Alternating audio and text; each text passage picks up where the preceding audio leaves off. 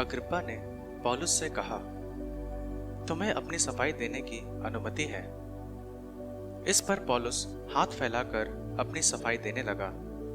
महाराज Agrippa, यहूदियों ने मुझ पर बहुत से अभियोग लगाए हैं। इस संबंध में मैं आज आपके सामने अपनी सफाई दे सकता हूँ। ये मैं अपना सौभाग्य मानता हूँ, विशेष रूप से इसलिए कि आप यहूदियों की प्रथाओं तथा विवादों से पूरी तरह परिचित हैं। मेरी प्रार्थना है कि आप धैर्य से मेरी बात सुनें। मेरा जीवन युवावस्था से अपने राष्ट्र के लोगों के बीच और यरूशलेम में ही बीता, इसलिए सब यहूदी जानते हैं कि प्रारंभ से ही मेरा आचरण कैसा था। वे मुझे बहुत समय से जानते हैं और यदि चाहें तो साक्ष्य दे सकते हैं कि मैंने फरीसी के रूप में अपने धर्म के सबसे कट्टर संप्रदाय के अनुरूप जीवन बिताया है। ईश्वर ने हमारे पूर्वजों से जो प्रतिज्ञा की है, उसी की आशा के कारण मुझ पर मुकदमा चल रहा है। हमारे 12 वंश दिन रात ईश्वर की उपासना में दृढ़ बने रहते हुए उस प्रतिज्ञा की पूर्ति देखने की आशा करते हैं। महाराज, उस आशा के संबंध में यहूदी मुझ पर अभियोग लगाते हैं। मैं यहूदियों से ये पूछना चाहता हूँ कि आपको ये बात क्यों अविश्वसनीय लगती है कि ईश्वर मृतकों को पुनर्जीवित करता है। मैं भी हर तरह ईसा नाजरी के नाम का विरोध करना अपना कर्तव्य समझता था। मैंने यरूशलेम में वही किया। मैंने महायाजकों से अधिकार प्राप्त कर बहुत से संतों को बंदीगृह में डाल दिया, और जब उन्हें प्राण दंड दिया जा रहा था तो मैंने इसके लिए अपनी सहमति दी थी।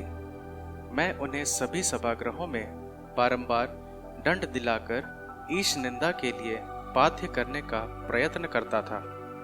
मेरा प्रकोप इतना बढ़ गया था कि मैं विदेशी नगरों में भी जाकर उनको सताता था।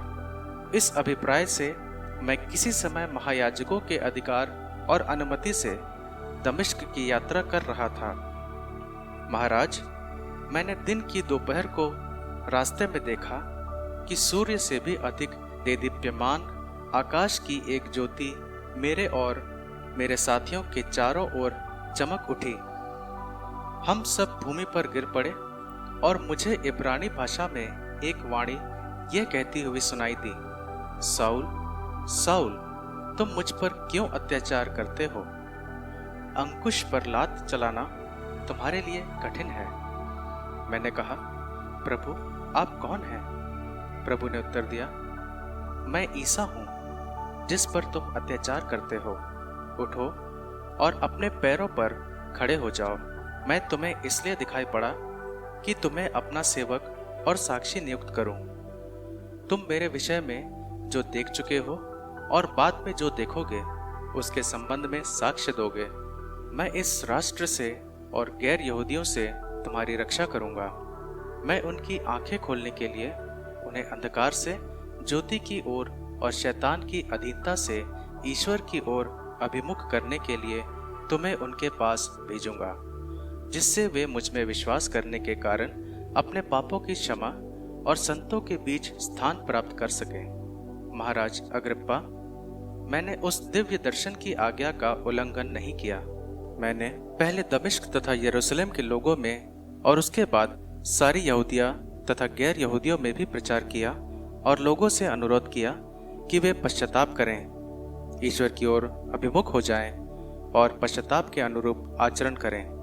यही कारण है कि यहूदी मुझे मंदिर में गिरफ्तार कर मार डालना चाहते थे। मैं ईश्वर की सहायता से आज तक दृढ़ रहा और छोटे बड़े सबके सामने साक्ष्य देता रहा। जिन बातों के विषय में नबियों ने और मूसा ने भविष्यवाणी की है, उनसे अधिक मैं कुछ नहीं कहता, अर्थात ये कि मसीह दुख भोगेंगे और मृतकों में सबसे पहले पुनर्जीवित होकर हमारी जनता को तथा गैर यहूदियों को ज्योति का संदेश देंगे। पौलुस इस प्रकार अपनी सफाई दे ही रहा था कि फेस्तुस ऊंचे स्वर से बोल उठा, पौलुस, तुम प्रलाप कर रहे हो। तुम्हारा प्रकांड पांडित्य तुमको बावला बना रहा है। पौलुस ने उत्तर दिया, माननीय फेस्तुस, मैं प्रलाप नहीं बल्कि सच्ची तथा विवेकपूर्ण बातें कर रहा हूँ। राजा को इन बातों की पूरी जानकारी है। इसलिए मैं उनके सामने निसंकोच बोल रहा हूँ।